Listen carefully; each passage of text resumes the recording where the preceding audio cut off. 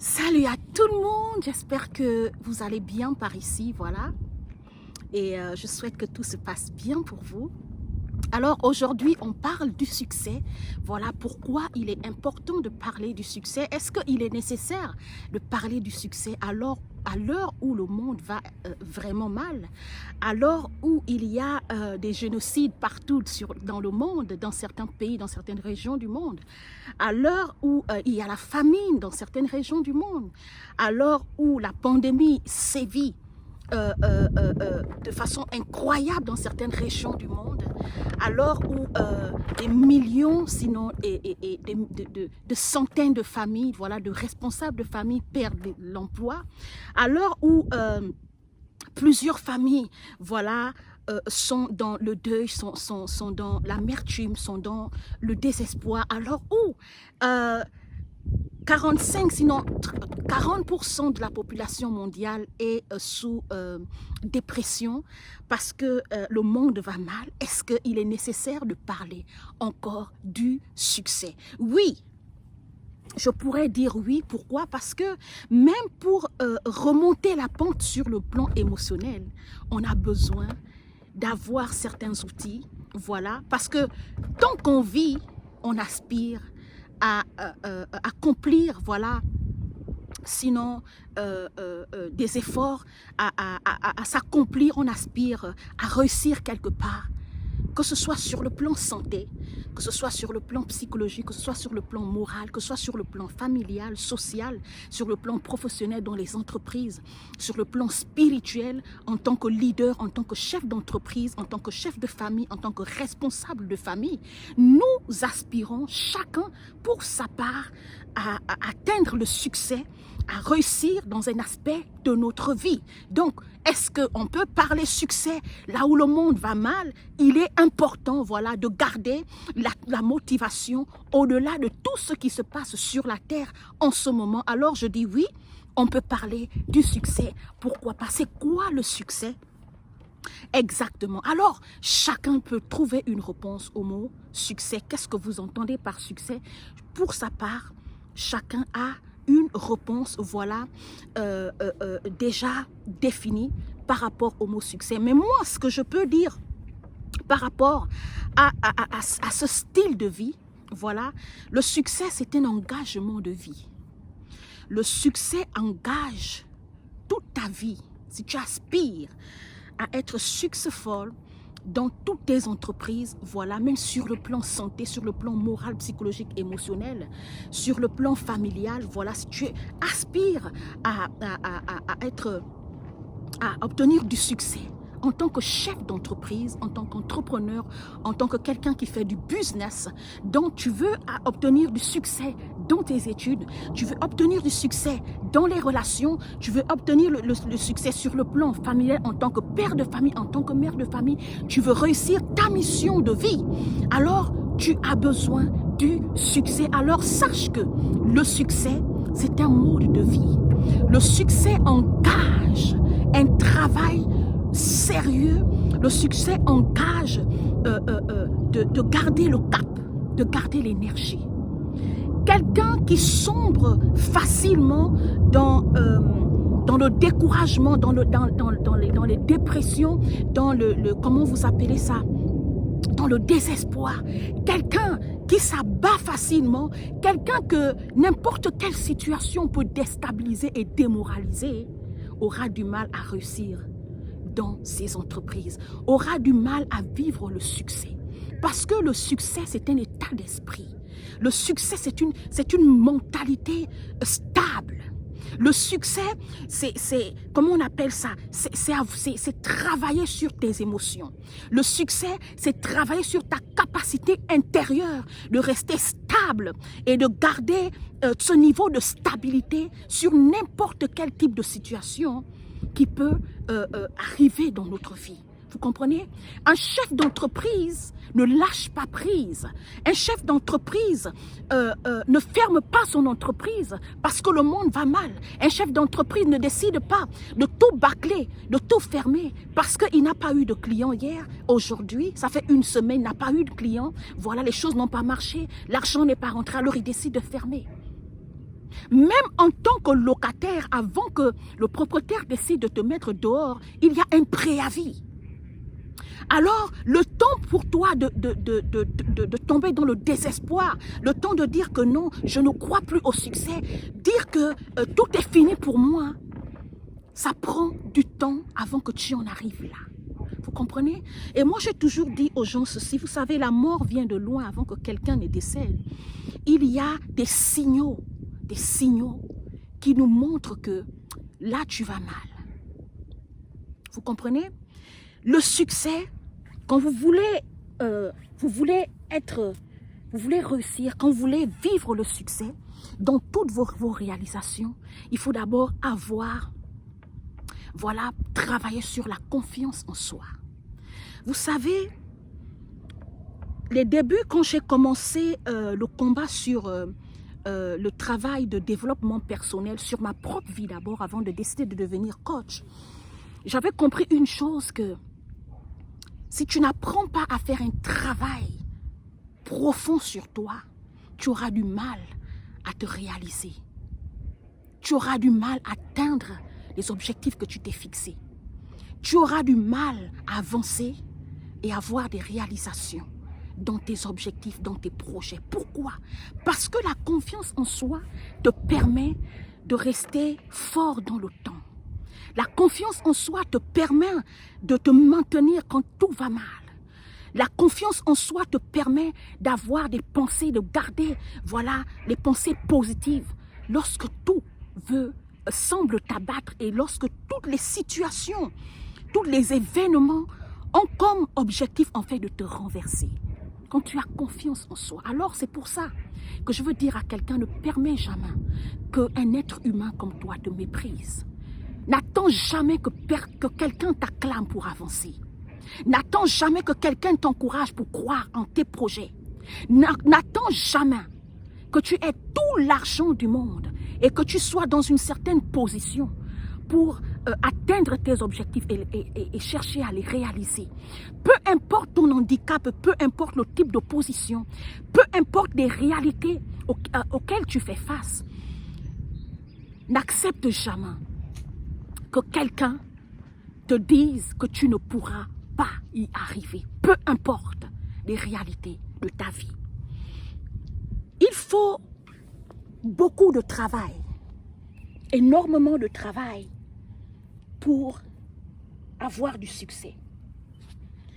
Pour avoir le succès, vous devez vous concentrer continuellement.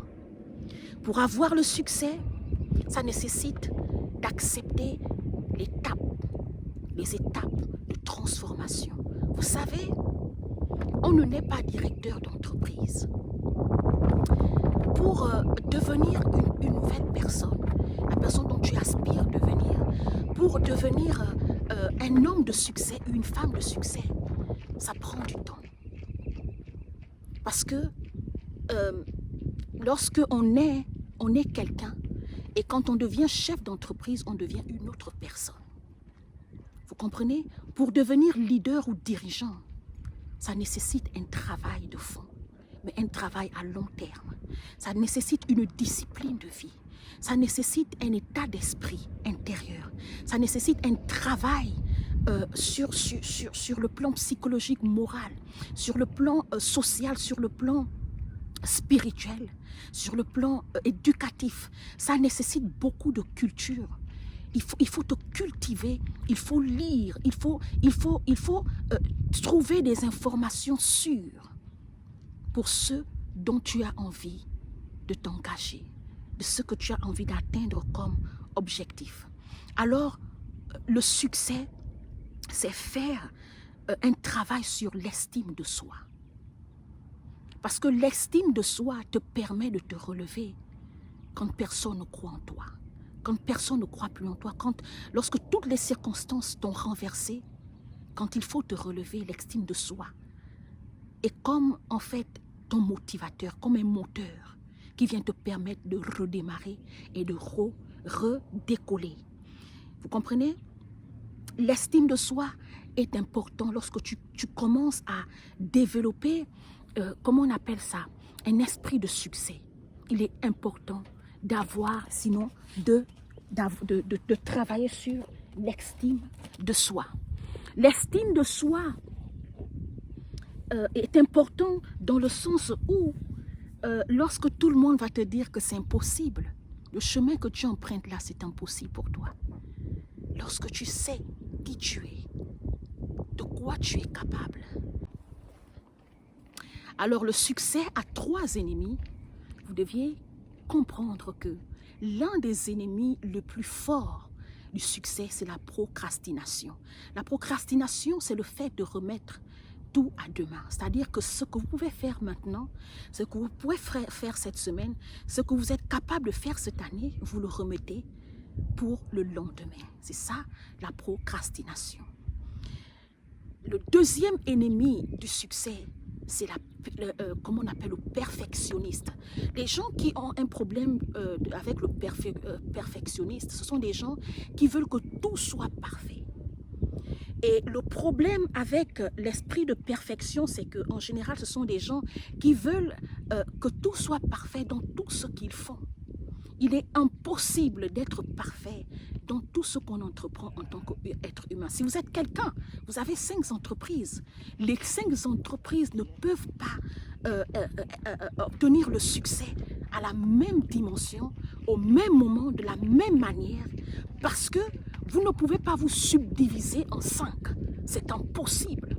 En tant que chef d'entreprise, si vous faites du business, si vous êtes responsable de famille, vous êtes mère de foyer, vous êtes pasteur, vous êtes... bonjour. Vous êtes, je sais, peu importe votre position sociale, peu importe ce que vous aspirez à entreprendre dans la vie, vous ne pouvez pas être parfait dans tout ce que vous décidez d'entreprendre. Alors, faites le mieux, soyez parfait, soyez excellent, réussissez dans tout ce que vous voulez entreprendre, mais soyez réaliste. Vous comprenez? Et le troisième problème du succès, voilà le troisième ennemi du succès, c'est l'absence du plan match. Le plan match, c'est quoi? Le plan match, c'est la capacité de programmer les choses d'avance. La capacité d'organiser les choses d'avance. C'est-à-dire que aujourd'hui, nous sommes, par exemple, nous sommes en février. Alors, avant de rentrer dans le mois de mars, vous deviez avoir planifié ce que vous allez faire sur le mois de mars. C'est-à-dire que du 1er mars au 31 mars ou au 30 mars, vous deviez avoir planifié, organisé les choses sur le plan familial, sur le plan spirituel, si vous êtes un croyant, sur le plan professionnel, si vous êtes un professionnel, sur le plan, comment on appelle ça, entreprise, dans votre entreprise, si vous voulez voyager, si vous avez, peu importe les projets, vous devez organiser les choses d'avance.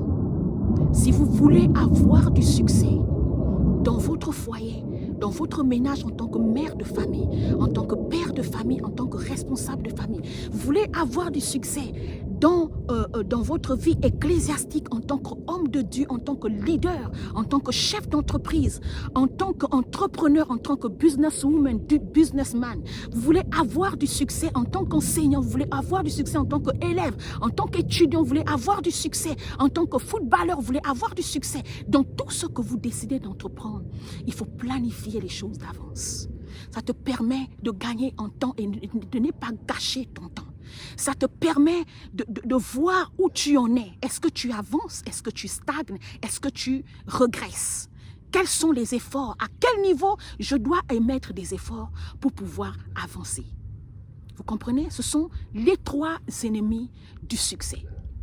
Alors, vous devez savoir une chose, c'est que le succès demande du temps et de la patience. Devenir une femme successful ou bien un homme rempli de succès, ça peut prendre toute une vie. Regardez de façon simple un élève. Regardez les enfants. Les débuts, quand ils vont à l'école, quand un enfant commence à aller à l'école, En général, dans un programme normal, il commence par le jardin. Ensuite, il va au CP. Ensuite, il va au collège. Ensuite, il va au lycée. Ensuite, il va à l'université. Et après, il peut travailler un jour.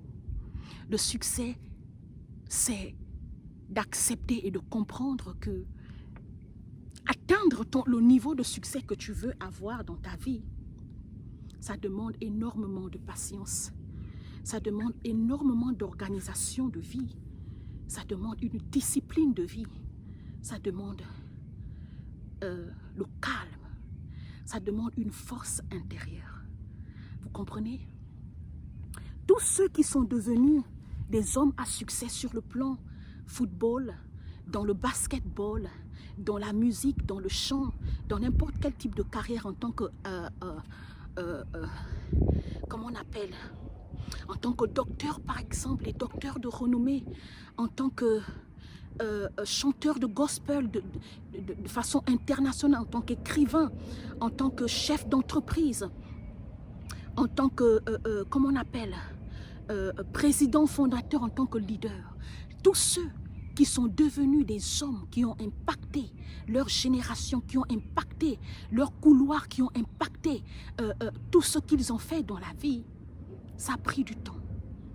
Ça a pris du temps et ça demande de la patience. Mais surtout le courage. Surtout le courage. Parce que vous savez, il y a tellement d'ennemis et d'adversaires en ce qui concerne la réussite de l'homme. Il y a la santé, il y a la maladie, il y a les échecs, il y a, comment on appelle ça, toute forme de situation qui peuvent se passer durant votre course vers le succès. Il y a plein de choses qui vont se passer. Il y a plein de situations qui vont arriver. Mais il n'est pas interdit de pleurer. Il n'est pas interdit d'accepter qu'on peut obtenir, on peut vivre les échecs. Laissez-moi vous dire que la plupart des gens qui vivent le succès dans leur vie, à 75%, ce sont des gens qui ont réussi, qui ont enregistré des succès dans plusieurs domaines de leur vie. Mais ce sont des gens qui pleurent. Ils ne pleurent pas une fois dans la semaine. Plus tu réussis dans la vie, plus tu atteins certains niveaux dans la vie, plus tu atteins une certaine stabilité, plus tu es quelqu'un qui est exposé, comment on appelle ça? Tu es exposé en fait à tout vent de situations compliquées. Tu es exposé à toute forme de situation vulnérable.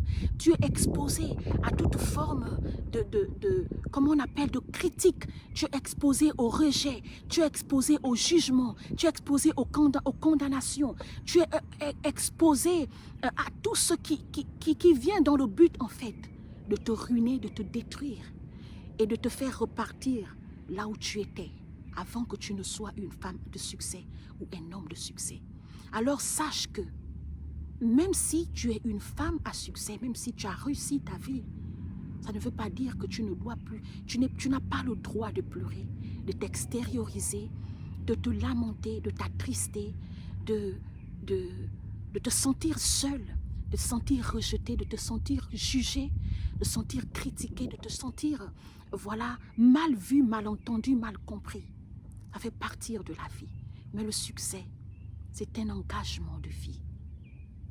Quand tu décides de devenir une femme de succès, un leader, un chef d'entreprise, un responsable de famille, quand tu décides de devenir un homme brillant, une femme brillante qui impacte sa génération et qui se bat pour accomplir sa mission de vie, tu as besoin de force intérieure, de patience, de courage. Lorsque tu es une femme ou un homme qui est destiné à réussir, sache que tu vas faire face aux combats et aux adversités. Parce que c'est après le combat qu'on devient un homme victorieux. C'est dans l'adversité, c'est après avoir vaincu tes adversaires que tu deviens une femme de succès. une femme d'impact, un homme d'impact, une femme importante et un homme important. Il n'y a pas de victoire sans combat. Il n'y a pas de victoire sans adversaire. Il n'y a pas de succès et de réussite sans combat et sans adversaire. L'adversaire peut être la mort, l'adversaire peut être la maladie, l'adversaire peut être le divorce, l'adversaire peut être la perte d'un être cher, l'adversaire peut être la perte de ton emploi, l'adversaire peut être, comment on appelle, les coups bas de la vie. L'adversaire peut être les critiques, peut être les jugements. L'adversaire peut être un type de comportement, de caractère, un type de personne qui t'entoure. L'adversaire peut être la jalousie, peut être l'orgueil. L'adversaire peut être tout ce qui vient dans le but de te renverser et de te mettre bas, de te garder